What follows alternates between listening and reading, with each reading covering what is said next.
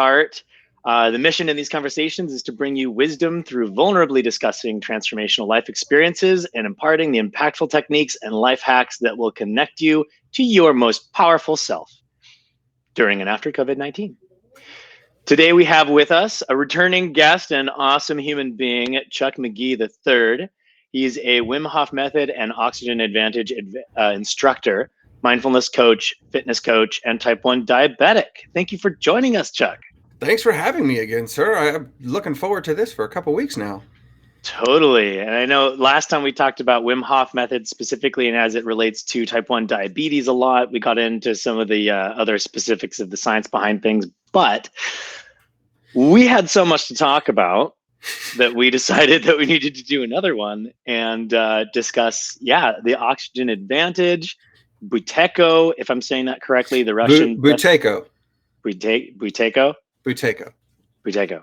Yeah. And how that relates, specifically, what I'm really excited to talk about is how it relates to asthma and panic attacks, and then type 1 diabetes as well. So the last time you had mentioned that you used the Wim Hof method for a specific thing, and then the Oxygen Advantage, Buyteko, for a specific aspect of as well, and how that relates to your diabetes.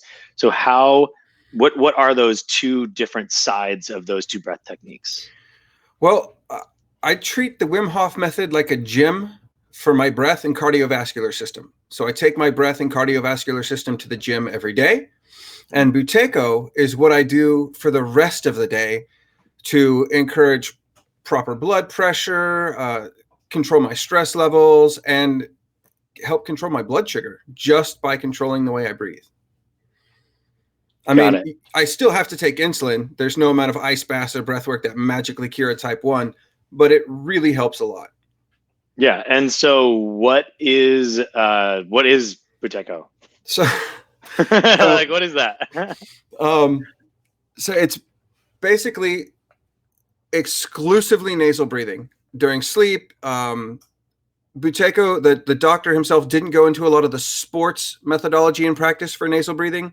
He didn't want to get into that, but he was helping people who were asthmatic. He was helping people with sleep disorders just by changing how they breathe.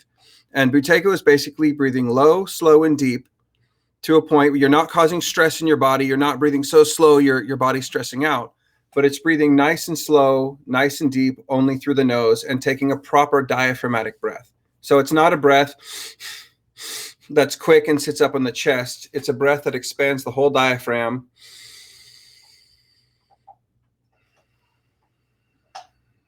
And it's nice and slow and relaxed.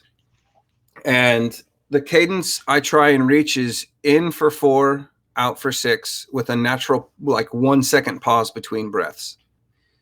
And that's basically 6 breaths a minute. And the average person is breathing 12 to 25 times a minute. Wow. So slowing that down has a huge effect on the body. And you had said before you've got a cat with you now. Also, I love your shirt. Calvin and Hobbes is like the best thing ever. So good job. Thank you, kindly. You had said before that the in-breath, it regulates and activates your parasympathetic? The exhale is parasympathetic. The exhale is parasympathetic. The inhale is sympathetic. Yes. So the inhale, every time you use your inhale, you're actually kind of ramping up your system. And then every time you exhale, you're ramping down. So with that 4 second, 6 second, you're doing 4 seconds ramping up, 6 seconds ramping down. Mm-hmm. So your net is reduction in your not reduction in energy, but reduction in your stress. Yes. And not every time is it sympathetic or parasympathetic, but that's just how it leans. Mm-hmm. And by a little bit longer of an exhale, your heart rate gets a little calmer. That's why they say, when you're stressed, take long, slow, deep breaths and it'll help calm you down. Now, why do that only when you're stressed? Why not try and stay in that nice, relaxed state all the time? And the reason we're doing that is to keep the carbon dioxide levels in our blood from getting actually too low. When we breathe through our mouth, we're getting rid of a lot more carbon dioxide than we need. And when we do that, our veins will constrict, our blood That's pressure right. goes up, our heart rate goes up because it's got to work more. So our body's under more stress just simply by breathing through the mouth. And by breathing through the nose and having that longer exhale, we keep our veins more dilated. We keep your CO2 level where they should be. And our body is more relaxed. So I try and breathe that way all the time. Even when talking, I try and take inhales through my nose if I can remember. And so you're saying a lot about reducing the the tenseness of your, or opening up your veins and opening up your system by having that carbon dioxide in your system. So how does that relate to, for example, asthmatics? So a lot of people, when they're having that asthma attack or that panic attack, that feeling of tightness in the chest is the same. And you'll see them start and their breath is quick. It's rapid. It's like a machine gun sometimes because they can't get that full deep breath in. They're not feeling like they're getting oxygen in their body, and they're getting rid of so much CO2. They're actually making it harder for that to happen. Carbon dioxide is one of the things that tells our body to release oxygen. We need more oxygen. So if you can practice when you're not having a panic attack, practice when you're not having an asthma attack with those light breath holds where you breathe in through your nose, you breathe out through your nose, and you hold for like a second or two, and then you try that again. We don't want to start big. You start small, and you increase the time of the hold so you can feel that tightness coming on. Now, if you have anxiety or asthma, I don't want you to slip into an asthma attack. I want you to kind of ease yourself off. So you'll be breathing through your nose, you'll be exhaling, and you'll extend that hold little by little, more by more, to get used to that air hunger. So that when that stress does hit you, you can go, okay, I got this. And you practice the breath before you need it. And by practicing the long exhales with a little bit of a pause afterwards, making that pause a little more and a little more, you can actually work with that stress. You can get your body used to feeling that air hunger, and you can be calm in that situation instead of panicked. Yeah. And I just want to go back to one of the things that you just really quickly said that I thought was really important is you're not looking to completely change your breathing right away. No. You're starting small. And especially even if you see yourself going into a panic attack or going into an asthma attack, like I said, I grew up with all of that stuff a lot. And you don't want to try to, when you're starting to go into that panic mode, like take a deep breath and just change automatically what you're doing. Like, because that's just going to make it worse, because then you're forcing your breath and you're tensing your body even more. So if you can just catch into that and be like, okay, I'm just going to go small. I'm just going to, and then build out. And it's not saying that you won't need your medication. Of course. It's always have that by. Inhalers are amazing tools. And but if you can practice with it, get used to that air hunger. I encourage taping your mouth when you sleep. And you mentioned that, yeah. How you sleep and breathe at night is how you will breathe during the day. They both affect each other. And Patrick McEwen, who's in charge of the Oxygen Advantage, and he's one of the foremost people in Buyteko, designed mouth tape specifically for you to use that doesn't like cover your lips, so people don't have that claustrophobic feeling. And it's just a tape that goes around your lips that holds them down and together. Oh, interesting. Yeah, it's amazing. I have a goatee, so I don't use that specific brand. I was gonna say it probably doesn't work very well for when I use a different one, but I still tape my mouth shut at night so I can keep my blood sugar lower. It helps me stop that morning breath phenomenon. And you were saying before that also helps to deal with some of the damage from highs, from sugar level highs. Yeah. And what exactly was the reasoning behind that?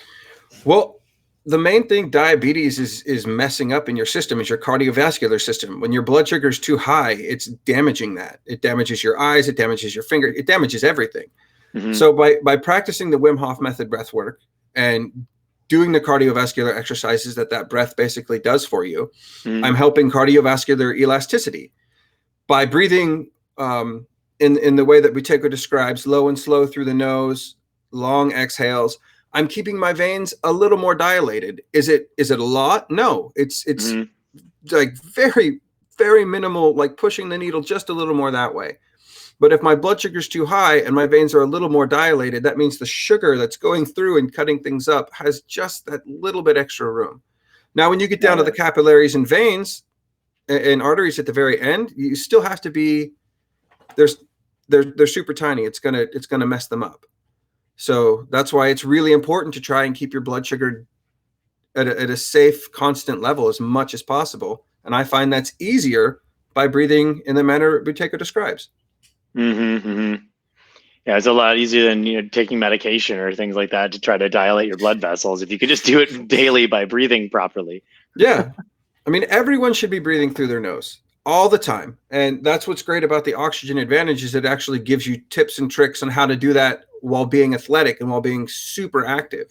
Yeah, and one of my favorite studies was a rugby team they did.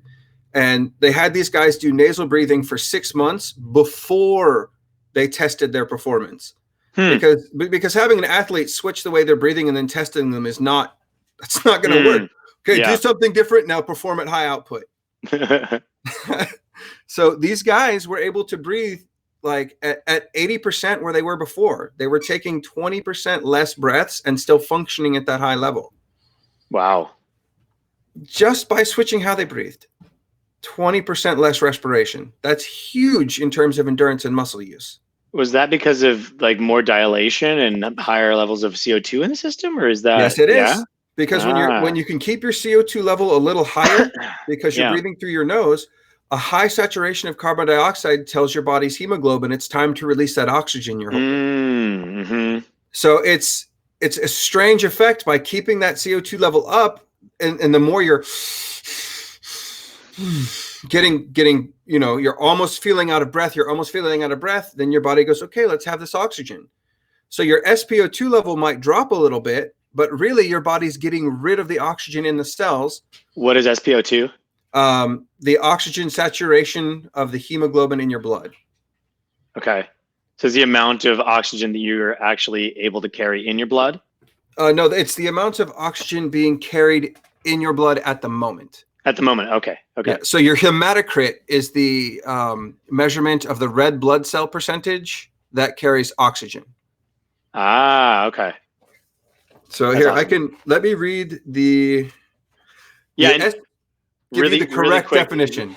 Okay, go for it. And then afterwards, I want you to go back into what exactly is the Oxygen Advantage, where did it come from, and give us some background on that. Okay. So the SpO2 is the percentage of oxygenated hemoglobin versus total hemoglobin in arterial blood. Okay. And you're saying that goes up with the nasal breathing? It'll go down at first because your body's not used to it, but it should go up overall. Because you're pushing the line of it, basically. You're like forcing it to go up because you have less oxygen going into your system, but your vascular system is more open because of the CO2. So if I'm doing Wim Hof breath work and I'm breathing faster, I'm getting rid of carbon dioxide, but my SpO2 is going to go up. It's going to hit 100% because I have a low amount of CO2. So my body doesn't want to, my veins are constricting. My body says, okay, we don't need to absorb as much of this right now. And then when I go and start to breathe nice and slow and I hold my breath, I'm building the CO2 back up. And my body says, oh, we need oxygen in these places, so my SpO2 level will drop a little bit. Oh, so that's your available oxygen in your blood for your tissues to use, is what that is. Okay, got it. Cool.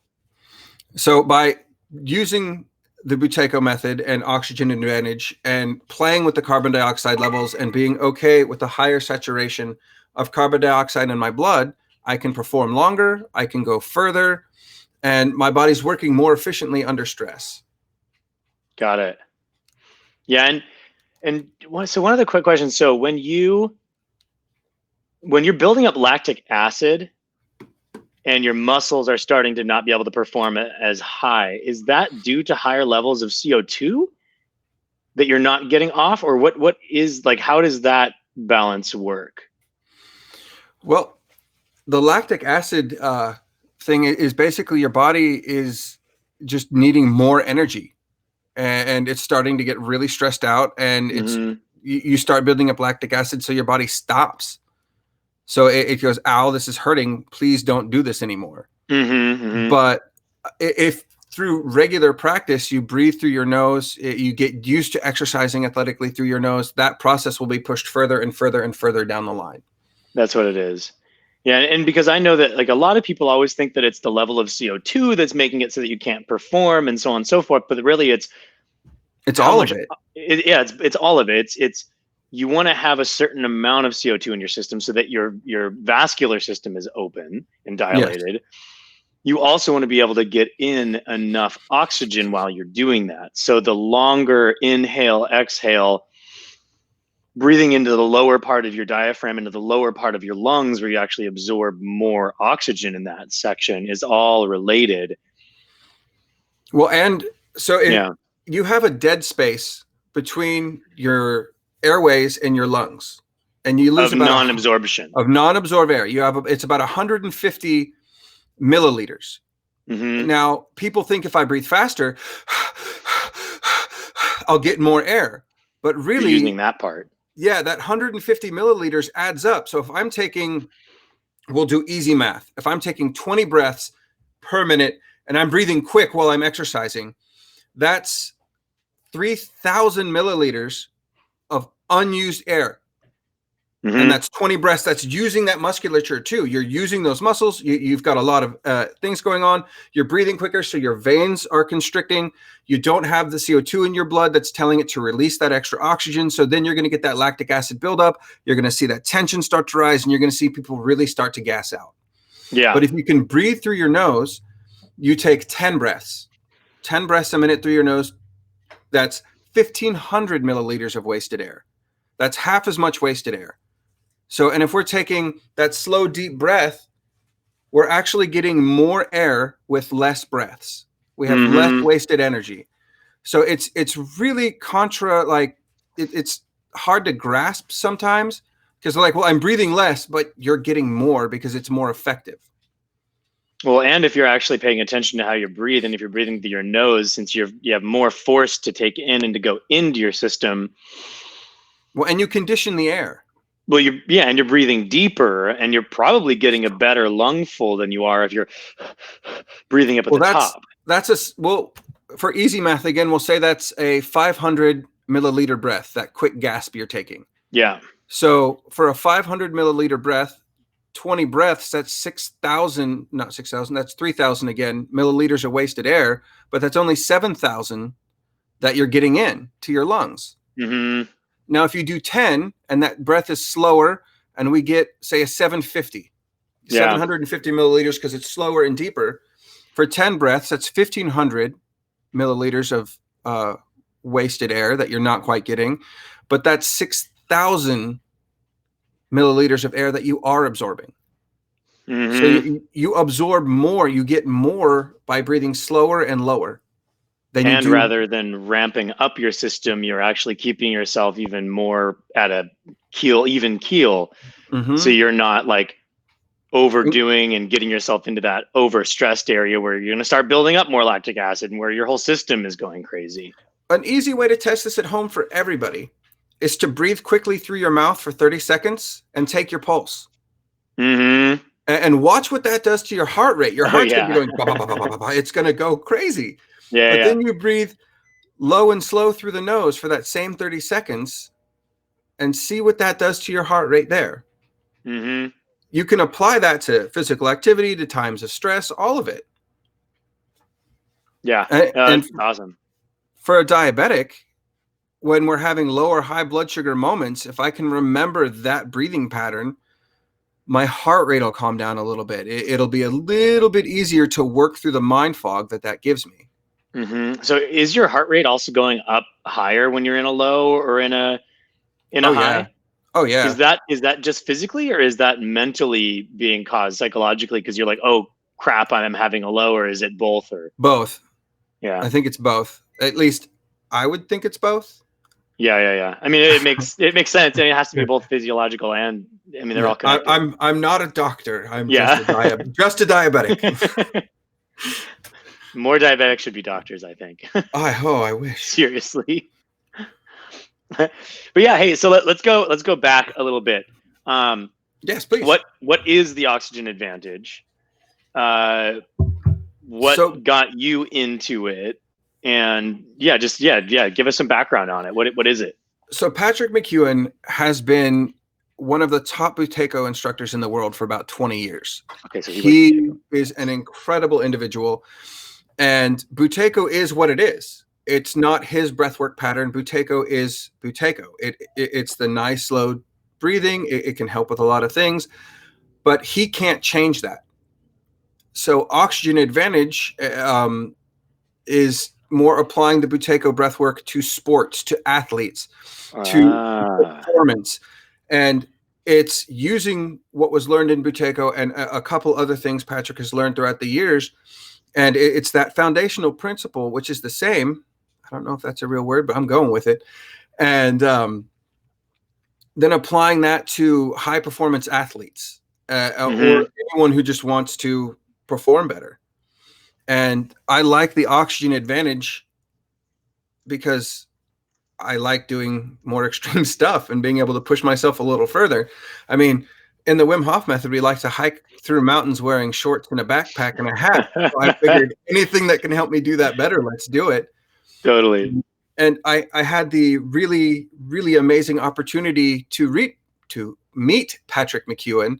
And after talking to him, I figured Oxygen Advantage was just an amazing addition to what I already was learning, practicing, and doing. Totally. So there's a website called The Breathing Diabetic, and he was all about low, slow breathing to help control his blood sugar. And I went to his page. I did a lot of his stuff, and it's based in Buyteko as well. And it's amazing that the research he's done by himself is incredible. This is still McEwen, or is this somebody else? This is somebody else. Oh, okay. I can get you his name right now, but the paper is somewhere. No worries. I'll post the website afterwards anyway. Yeah. But it's that combination of, okay, so the Wim Hof method was good for me while I was doing the exercises. What can I do for the rest of the day? And that's where the Buyteko training and Oxygen Advantage training steps in. Okay, so specifically right now, how do you do your best to breathe throughout the day? What is that we can share with people that is that way that they can focus on improving their breath throughout the day? One simple thing you can do is your tongue. Take your tongue and put it on the roof of your mouth behind your teeth. Try and breathe through your mouth. Can't if you make a seal. Can't. So if your tongue's at the top of your mouth, one, it pulls the back of the tongue out of the airway. So it gives you more space to breathe. So if you can walk around and just ask yourself, where's my tongue right now? And if you put your tongue at the top of your mouth, you'll feel that tongue come out of the airway. You'll be able to take nice, deeper breaths through your nose. And I would say 5 times a day, just check and see how you're breathing.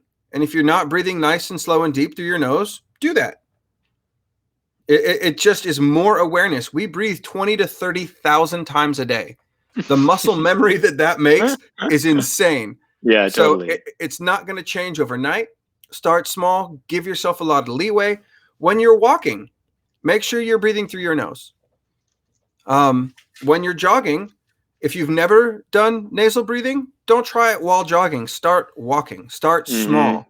Give yourself the space to improve. Don't expect amazing changes the next day. Yeah. And one of the most simple and effective things I can say is tape your mouth at night. Make sure you're not breathing with an open mouth at night. And if you're not sleeping well, sleep on your left side. This will help better. Yeah. Your left side's important. If you sleep on, why is that? Well, your stomach has, your esophagus comes down and it's on this side right here. It's on the right side. Yeah. If I'm sleeping on my right side, I have a higher chance of indigestion because the stomach acid in my esophagus. If I'm sleeping on my left side, I can avoid that a little bit. So I like to sleep on my left side. I sleep with my mouth taped shut, so I can guarantee I'm breathing correctly at night. Now, if you've never done that before, practice breathing through your nose and get comfortable with it. If you have a stuffy nose, don't slap tape on your face and be like, "Hey, it's not working." No. So, and if your nose is stuffed up, there's a couple really easy exercises you can do to clear it. And they work for most people. I can't say all people because everybody's different. But you pinch your nose after an exhale and you rock your head back and forth until you need to breathe. And when you need to breathe, you let go and inhale. And you should feel your nasal passage open up. And cool. It's a good one. My other favorite one, if you don't want to do the head rocky thing, is to just exhale comfortably, pinch your nose, and walk until you need to take a breath. And then when you do, let go and inhale. Do that 3 to 4 times, and you're going to find nasal breathing's a little easier. The more you do it, the easier it's going to become. Like any muscle, the more you breathe through your nose, the easier it'll be to do more of it. It's pinch and rock or pinch and walk. Yeah, pinch and rock. Oh, that's great. I like it. I was taking some notes and I'm like, hey, that's catchy. I like that. Yeah. So just by practicing that a few times a day, you'll see the change. And as you're walking, just breathing like that. When you're sitting on the couch watching TV, when you're on the internet, when you're doing everything, make sure your tongue's in the roof of your mouth. Make sure you have it in the right space to encourage your body to breathe the correct way. Yeah, set a timer, 3-4 time daily reminder that just goes, ding, how are you breathing? And that's a really good way to just check in and remind you to be like, oh, hey, that way if you're really stressed out, if you've got too much energy or whatever it is, you can stop and take a few breaths. Yeah. What I like to tell people in Wim Hof method or just everywhere is you cannot control your environment most of the time. You can't control what's coming at you, but you can control your breath and reaction to it. So you can have someone yelling at you, and that usually gets people to tense up. But if you practice more and more that nice, calm breath and you notice that stress hit you, you can, you stay calm and let them rant. And usually when they're done and out of steam and you're not feeding into them, you're not giving them that energy back, they kind of putter out. Totally. So I don't want to meet that person with that energy. I did that for too long as a bartender. It's okay. I don't need, you can get mad now. You get mad. I'm going to sit here and smile. And then when you're done being mad, we'll talk about it. Yeah, exactly. Or we won't. Or they're just done talking and they can go away. Yeah, it's okay. But yeah, it's that kind of stuff that brought me into this. How under extreme situations does the calm breath help you? And it turns out amazingly well in every situation. Yeah. I mean, like, this is a really an interesting example. I had learned about Wim Hof and I had used it to train myself for high altitude hiking. And then I was in Nepal last year, and I was already last year, in April of last year, doing a 20-day trek through the Manaslu region. And I started, I guess I was kind of practicing Buyteko while hiking. Buyteko. There you go. While I was hiking, because I would be doing this hike. We're in high altitude, like 16, 17,000 feet, breathing in and out through my nose the entire time I'm hiking. And I'd be able to do full hour-long stints walking straight up like steps carved into a mountain. And I get to the top of this thing and I'd be like, all right, let's keep going. Next. I don't need to sit down. And everybody else is like stopping and breathing and stopping. And I'm just like, the whole time I'm hiking. And I was tracking O2 levels as well with my oximeter, and I'm just up, 90s, high 90s the entire time, and everybody else is going down into the 80s, and they're like, okay, like, So okay, sweet. My question is, were they huffing and puffing as they're They were taking those totally steps? huffing and puffing. Yeah. Because you don't let yourself get to that level. Once you're huffing and puffing, you've already gone too far. That's when you need to recover. Yeah. So if you keep yourself in that space below huffing and puffing, where you're just taking good breaths. Oh, that's a perfect thing. My brain was just like, so. Yeah. To everyone out there who's wanting to practice this, never walk faster, never hike more, never ride more than you can breathe correctly. Yeah, totally. So if it gets to the point where you're doing something and you're hiking and you go, okay, pull it back, stop a second. When I'm hiking with friends, I take the moment to be like, hey, you guys, you can talk, but I'm going to shut up now because this talking is not working for me. Yeah. And it's okay to do that. It's okay to take the time for you to be like, oh, this is too fast, and listen to your body. It'll whisper long before it screams. Totally. And that's really interesting. That's the way that I've approached running always. I try, I'm trying to do it within the proper breathing, because I don't like when I get to that point of being fully like having to stop and recover, and you're breathing that deep gasping breath to try to get in there, and it's like, you can push your boundaries that way, but you can also push your boundaries by getting to the limit of what you're able to use your breath properly in. There's still a good amount that you can push into that, and I feel, and obviously I'm not a doctor on this either, but I feel like if you're just pushing that boundary slowly, and each run you go on, you just push it a little further and you push it a little bit further, instead of having to get into that full overwhelm mode, your body can recover from that faster. And I would imagine that you're actually building your system better than having to go fully into overload. Well, or is it two different types? No, what you just described is practicing without limitations. If I understand my limit is here, and I'm running and I'm breathing right, and I walk right up to that line, and I respect that line, tomorrow, as you just described, that line's a little further up. Yeah. And then I go up respectfully to that line, and I'm pushing respectfully. It goes a little further up. And by the end, my limitations are expanded. Totally. But if I'm going hard and I'm pushing hard and I crush through that wall, and you look for your limit, you will find it. Yeah. And then you have to recover. And then you have to recover.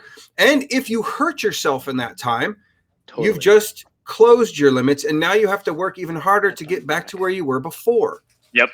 So by practicing that respect for your body, the exercise, and going right up to that point and pulling back, you'll find you can go further. Weightlifters do this. They may look for their max every once in a while, but they'll practice right up into that point, let their muscles recover, and tomorrow they can maybe do 1 or 2 more reps. Mm-hmm. Joggers, runners. There was a runner, like if I'm jogging in, I have a line of trees or cars or houses, and I can hold my breath as I'm jogging for 1 house. Tomorrow I'm going to go for 2 houses, or maybe 1.5, but just push it a little more each day. You'll find it's a much safer and much more constructive way to look, find, and push your limits. Mm-hmm. Yeah, I love what you said. Training and practicing without limitations, and practicing with respect. And it's exactly like what you were saying. You know what your limit is. You don't necessarily have to go and push through it to overwhelm that, but you can push up against it, and every time you get as close as you can to it, it will just keep going in a slow respected pace, and that way you're working with your body rather than against your body. Yeah. And as a type 1 diabetic, I do everything in my power to not work against my body, because it'll beat me up every time. Yeah, you're not going to win. It's not a competition. No. Some things are, but not that. No, and I'm okay on a hike. I teach the Wim Hof method. I'm an instructor, and there are times when I'm the last person in the row. I'm the last person to get to the top. And I can push and I can try and be the first guy, but I will be wrecked if I try that. And it'll cause myself more long-term damage to do that. than to suck it up and be last. Now, if I was in a Spartan competition, would I be okay with that? Probably not. There's a place to compete. There are places to compete. But if I'm just on a beautiful hike with a good group of people, I don't feel I need to compete with them. And for the guy who's a professional MMA fighter, I'd like to think at 41 and type 1 diabetic that I'm in as good a shape as the 22-year-old MMA fighter, but that's just patently not true. Yeah. I know, I've never been there either. So competing against that guy is just worthless. Yeah. I'm going to feel bad. I'm going to lose every time.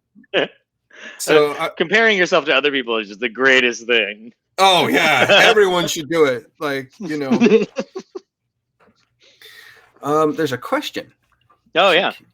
People can't sleep due to pain or medications. Good. Yes. The Buyteko breath, they have a really excellent exercise to practice before bed. And it's you're laying down, your body's nice and relaxed, and you breathe in nice and slow through your nose. We'll try it right now. Nice and slow in. Exhale nice and slow. Long exhale. And I want you to sit comfortably at the bottom of that exhale until you feel the need to breathe in again. Maybe 4 seconds to begin with. And breathe in nice and slow.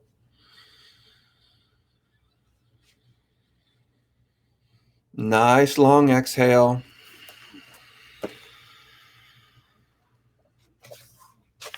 Nice and easy. In fact, we can do this at a pace. And thankfully, Patrick has written it down for us. So I'm going to read exactly what he's written because it's so helpful. Is that the Oxygen Advantage book, or is that it's not instructor training? Darn it. The Oxygen Advantage book is amazing. It's a quick read. Here. Yeah.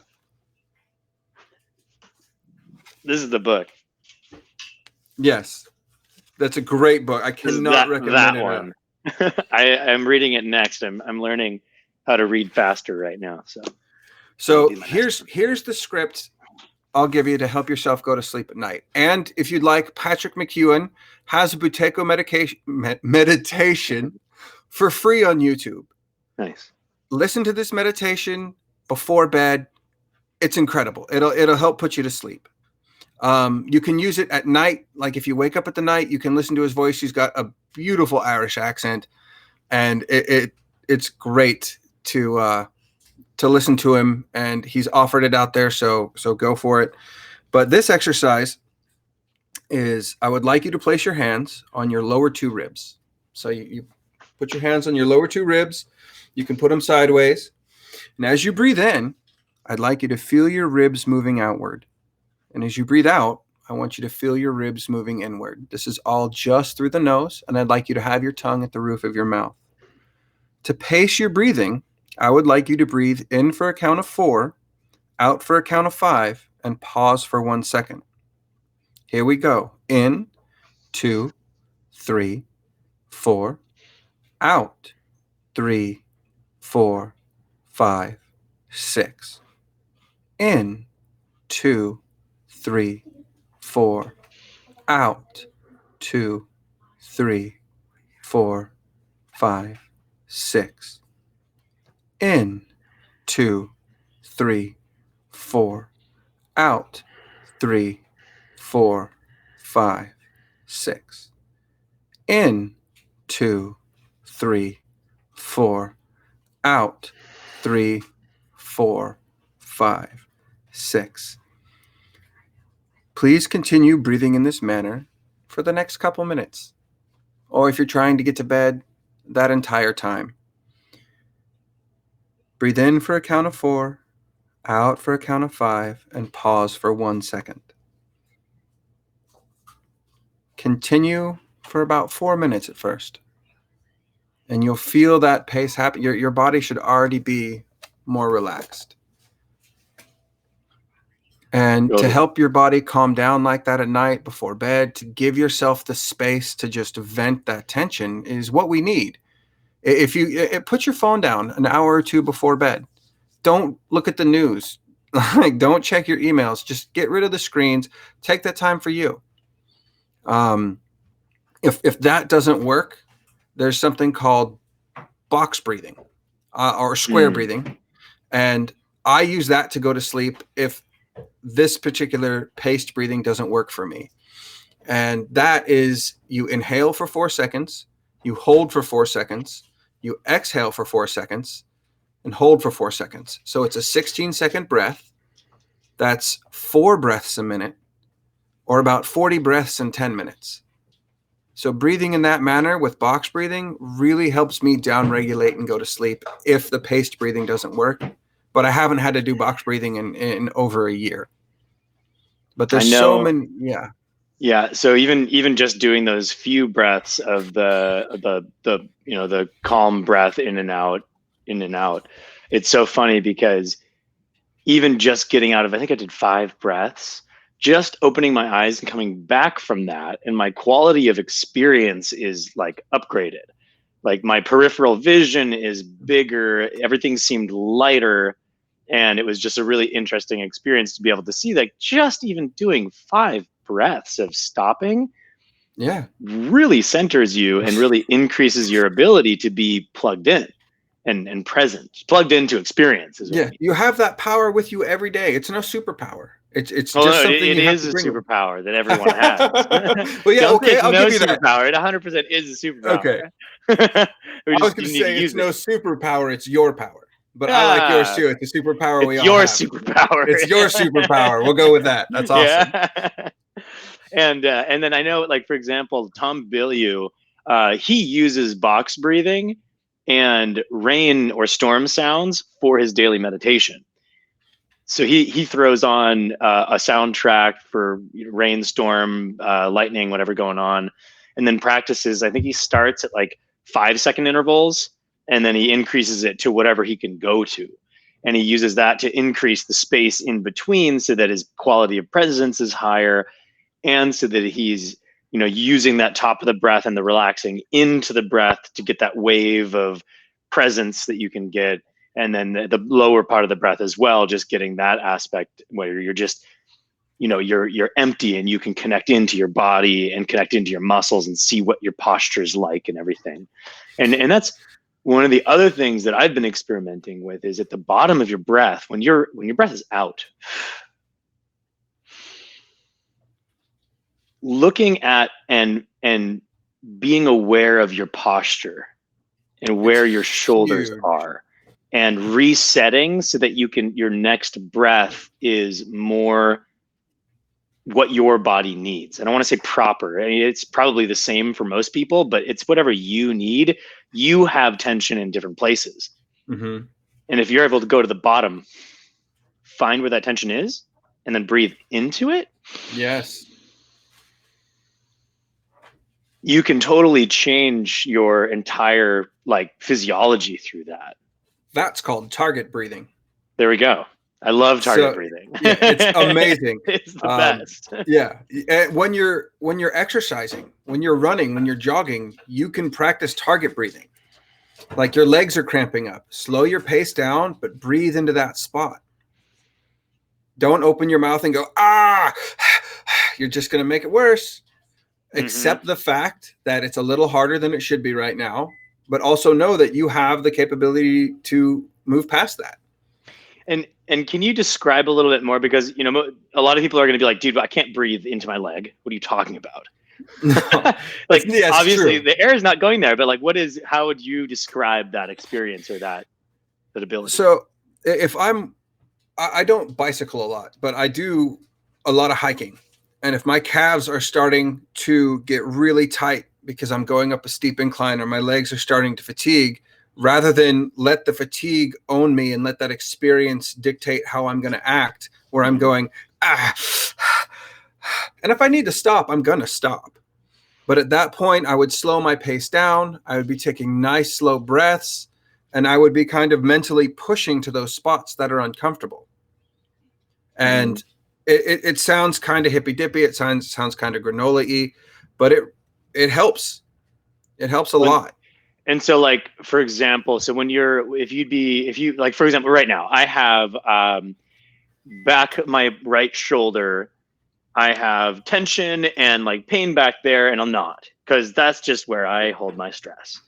And so, the diaphragm is in that area, but you're not like putting air up into that spot. That you can, when you exhale to empty, you can you bring kind of awareness align your to spine, it. bring awareness to it, and then you can be thinking and bring your attention to that spot, wherever that spot is on your body. And then when you breathe in, you're just focusing on that spot while you're breathing in. And that's kind of it. That's And exactly right. With that focus, you can. I feel like I can bring a counter pressure that's into called that spot. Interoceptive focus. Interoceptive focus. That focus. Thinking from the inside. Yeah. Instead of feeling your heartbeat, you imagine yourself there watching your heartbeat from the inside. How's that look? How's that feel? And Wim tells a story. He's a free climber. Yes. Where he's climbing a mountain, no ropes, no protective gear, and his leg cramps up. And if his leg doesn't uncramp, he's going to die because he's going to fall. And he slowed his breathing down. He brought his attention to that spot, and the cramp slowly went away. But he calmed himself down in that situation. He slowed everything down. He didn't let the panic take him. He didn't go that route. He could have breathed quickly, and then we wouldn't have the Wim Hof method, and that would be very unfortunate for a lot of people. Yeah. But there's stories of people all over who are like, well, I was riding my bike, my legs started to cramp, I slowed my breathing down, I thought about just relaxing that area, and it relaxed. So while that may be anecdotal experience, there's a lot of it out there. Yeah. And that's one of the big things as well that I want to bring attention to is typically when you have that pain in your back or that pain in your leg or wherever that pain is or tension, our default is to ignore it and to try to wish it away and to try to push through it and to fight it and be like, oh, that shouldn't be there. I'm just going to ignore it. And so you write it off. And then it just keeps building and building and building. And then it keeps sapping away that whatever percentage of your consciousness or your ability to focus or be in a flow state. And who said this just the other day? I think it was on a meditation that I was actually listening to this morning, but it's like the only way through past emotion is through it. And it's the same thing. The only way through a pain in your body, or the only way through, or to get to the other side. I guess that's what it was. The only way to get to the other side of emotion is through it. The only way to get to the other side of pain is through it, or tension. Yeah. So if you have a tension spot, ignoring it's not going to do you any good. It's just going to make it worse and worse and worse until it becomes this thing you have to go to the chiropractor for. So if you can, and that's what I've done most of my life. But if you can bring your attention to it and just breathe calmly and relax yourself and be with that pain, you will get through it and it will go away, because your body with that attention there will be like, oh, okay, this is what I need to do. And you can just think to it, what is it that it needs? Well, here, I'm going to set my attention over there and I'm just going to give it whatever it needs. If it's been something that's been troubling people for a while, physical therapists are amazing at helping you get that functional movement back and getting it correctly. You may not even realize that because your left shoulder's hurt for so long, you're overcompensating and now it's just not sitting quite right. So they'll give you some exercises to put you back where you're supposed to be biomechanically. I mean, there are so many movement specialists out there. There's such a wide breadth of resources. And applying what you're saying with proper breath, along with proper biomechanics and proper movement, you can mitigate a lot of those things. Now, if you've got something like functionally incorrect with your skeletal system or something like that, then... Or a rib that's popping out of place that you have to go to the chiropractor for to get it popped back in so that you can do the right exercises to fix it. Right. Do that. Use the resources. Yes. Use the resources. I wouldn't say there's a one thing answer for anything. I don't need to denigrate anybody else's practices. The practices I like to do are great for me. If they're not great for you, don't do them. Find the ones that work for you, but never stop looking. Always go out and always go search for other things. And if you find one that works for you, use it And if it stops working for you, use something else. Exactly. So many people modify it or evolve it. Modify it or evolve it. Everyone's trying to defend their idea at being the best. And why can't all the ideas be great? Yeah. I mean, not all ideas are great. Some of them are kind of silly, but I mean, for the big practices that are out there and they're vetted, like no one is better than the other. They all have their perks. They all have things they're better at than the other ones. So yeah, I don't ever want to be like, well, this one's the best. Like, well, this one works great for me today. Yeah. Yeah. And all of that. I mean, that's very true. Like physical therapists and chiropractic and all of that stuff, like they are there for a reason. And there are some things that you definitely cannot fix by just looking at it and being like, all right, fix yourself. If your rib's out of place, like you need to get that popped back in and then you go do that other stuff. But it is good. It is good for it's management, right? It's prevention. And being able to use the breath and being able to use your interoceptive focus and being able to move that and work through that pain before it becomes something that you need to go to the chiropractor for. That's what we're trying to do. Listen to your body whisper before it screams. It'll always tell you, hey, don't like this. But on top of that, it does that when we don't want it to. Our brain is hardwired to avoid discomfort. So anything, and that's not only uncomfortable things, but that's uncomfortable thoughts. So if you're thinking, okay, I'm doing this breath practice, I've never done it before, it's making me feel weird, your brain's going to go, well, we should stop because I don't know what's going to happen at the end of this, and it's safer to stop. So I suggest leaning into that discomfort. That's why I like taking ice baths, is because I lean into that discomfort every day. And it's becoming comfortable in the uncomfortable. Whenever my brain, if it says this is dangerous, I'll pay attention to that. But if it says I don't want to do this because my ego might be hurt or because I don't know what's going to happen, I go, thanks for the warning. But I'm going to try this anyway. So be aware that could happen when you're breathing through your nose. If you've never done it before, it might feel a little uncomfortable because your body is not used to those muscles working in that way. You have a little more carbon dioxide, so your body's releasing a little more oxygen, so you might get lightheaded. And that's all normal. But because it feels uncomfortable, our body goes, whoa, whoa, whoa, we need to stop this. And you'll make up an excuse to quit. So just because something is mildly uncomfortable or you're not quite sure what's going to happen, as long as it's not like immediately dangerous. Yes. Lean into the discomfort. Be smart. Be smart. That's so funny. That's literally my theme for my 2019 was become comfortable being uncomfortable. And my theme for 2020 is lean in. Nice. It's great. So when I hear someone talking about something that I don't necessarily agree with, I want to lean into that conversation and I want to try and hear it from their perspective. And if at the end I still find I don't agree, that's fine. I didn't immediately just stop. Yes. So it's a very good practice. It's really hard. Yeah, totally. But it's great. And if you find yourself stressed out, practice that nice calming breath. When we get to a point where you're in traffic again and someone cuts you off, instead of getting lit up real quick, calm down.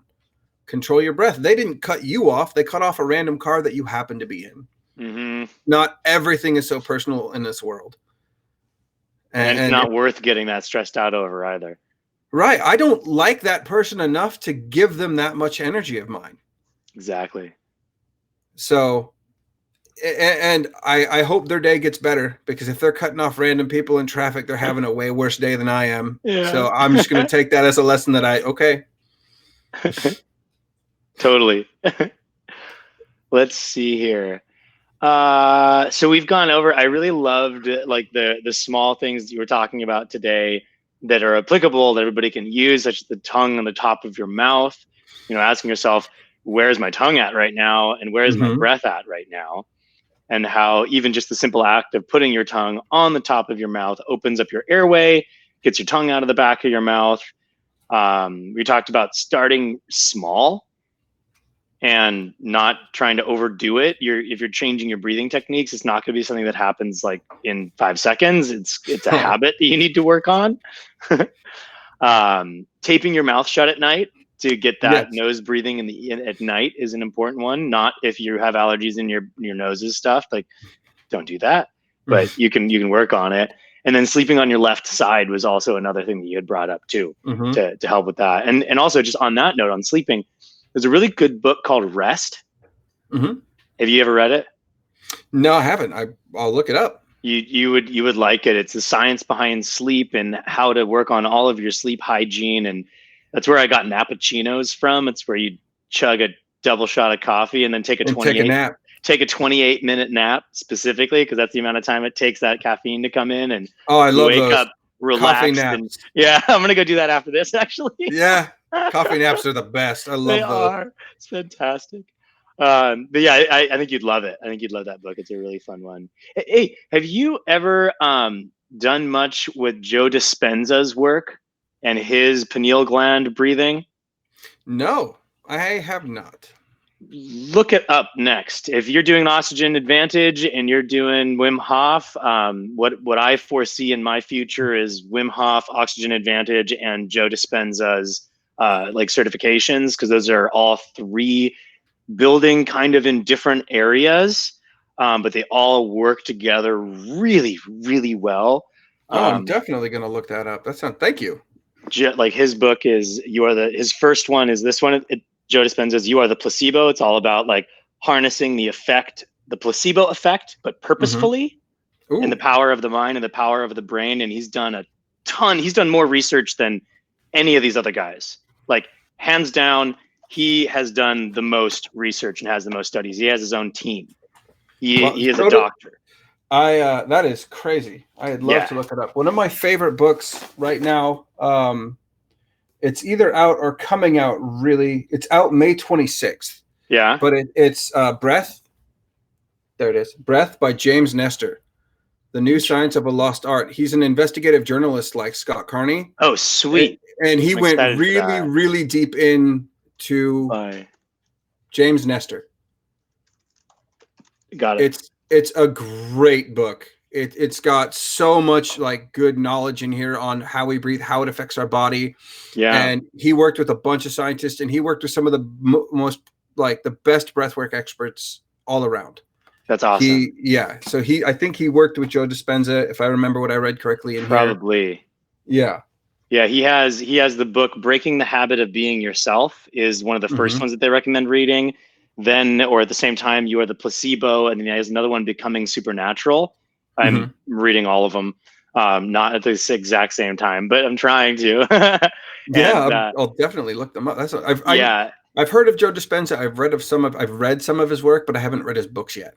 Yeah, his books are phenomenal, and the science behind them, and the way that he's dug into the specific pineal gland activation stuff. That's part of the Wim Hof breathing with the power breathing and the tensing of the body and the bringing up through your bandhas. But he gets like really far into it. It's awesome. I'm excited. You're gonna love it. So that was the placebo. That was You Are the Placebo. You Are the Placebo. Okay, I just have to make sure I got the name right. Making Your Mind Matter. Yeah, Breaking the Habit of Being Yourself and You Are the Placebo are his 2 kind of start with books. And they're awesome. Sweet, dude. Yeah. Well, let's see here. We're actually exactly an hour, so this is perfect. So we've gone over some awesome stuff today. Thank you so much for sharing all of this new information. It's so good to have these conversations with you. I wish this information was new. This is thousands of years old. Dude, I know. We're coming back into it again. About it. Yeah. But this new resurgence of breath and awareness. It's perfect. That's what I want to be a part of. And it's just like, let's get more people breathing properly and breathing in new ways. Let's freaking do it. So, and like always, where can people find you? My webpage is icevikingbreathworks.com. The best place to find me, though, is on the wimhofmethod.com page. In the North American instructors, I'm on I think I'm on the top row. You are. Send me a message through there. I respond to that pretty quickly. Every Monday night, I do a breathwork session that you can get through from the Sacramento or San Francisco Wim Hof Method meetup. It's right now, there's no charge. Just come and breathe with me every Monday night at 9 p.m. Pacific Standard Time. Awesome. Thank you. Let's see here. I just I know I asked you this last time, but what is the impact that you want to have on the world? I love asking you that question. I don't know what I said last time. Exactly. So let's just say something this time. Let's see what it is today. Just get people to calm down and breathe properly, and to know that, I hear so many people say, I have to force this relaxation. I have to force myself to relax. Well, that's counterproductive. You can't force relaxation. I'd like people to be a little more healthy, a little happier, to know that it comes from inside. It's not a pursuit. And just to be more relaxed with their breath and their body, and to be a little calmer and happier and healthier in the world. That's that one today. I love it. I want it to change every time. It's always in the same vein, though. Yeah. That's fantastic, man. Well, this has been Chuck McGee III. As you can see, he is an amazing human being and is learning all these just freaking awesome stuff. Please do go to his breathwork sessions Monday at 9 p.m. They are fantastic. I've done a few of them, and I always leave feeling more transformed and more connected to myself. So it's awesome. Let me see how many times I can say awesome. Plenty. Thank you for your time, sir. This is great. Totally, man. So my mission in these conversations is to bring you wisdom through vulnerably discussing transformational life experiences and imparting the impactful techniques and life hacks that will connect you to your most powerful self. Let's all expand together. Please like, share, subscribe, send this stuff out to all of the people that you know who need to relax more, which is like all of us. And please share and continue the conversation. Send us messages on Facebook. Ask us whatever you want. We're always available and here to spread all this stuff. So until next time, all you beautiful human beings, signing off. And I'll see you all later.